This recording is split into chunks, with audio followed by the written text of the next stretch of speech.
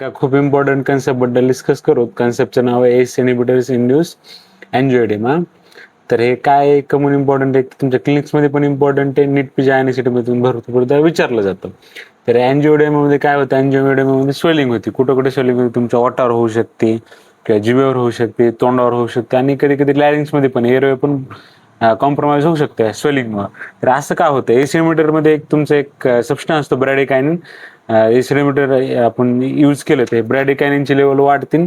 ब्रॅडिकायनिन काय करतं, तुमचं वॅस्क्युलर परमिबिलिटी इन्क्रीज करतं, वॅसोडायलेशन करतो, त्याच्यामुळे हे एडिमा होऊ शकतो.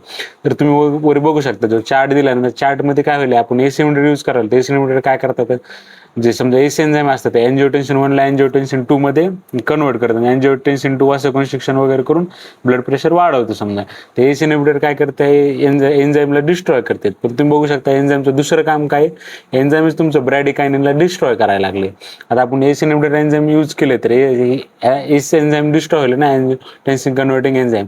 आता ते ब्रॅडिकायनिन आहे ते त्याच्या इनॅक्टिव्ह मेटाबोलाइटमध्ये कन्वर्ट होईल का नाही, मग ब्रॅडिकायनिन बॉडीमध्ये अक्युमुलेट होतं आणि ब्रॅडिकायनिन काय करतं, तुमचं वॅसोडायलेशन करतं, वॅस्क्युलर परमिबिलिटी इन्क्रीज करतं आणि त्याच्यामुळे तुमचं काय होतं, एंजिओएडेमा होते. वरची इमेज जर नीट बघितली तिथे बघू शकता तुम्ही, एंजिओटेन्सिन 1 ला एंजिओटेन्सिन 2 मध्ये कन्वर्ट करायला एस एन्झाईम आणि तेच एस एन्झाईम तुमचं ब्रॅडिकायनिनचं डिस्ट्रक्शन करायला लागले.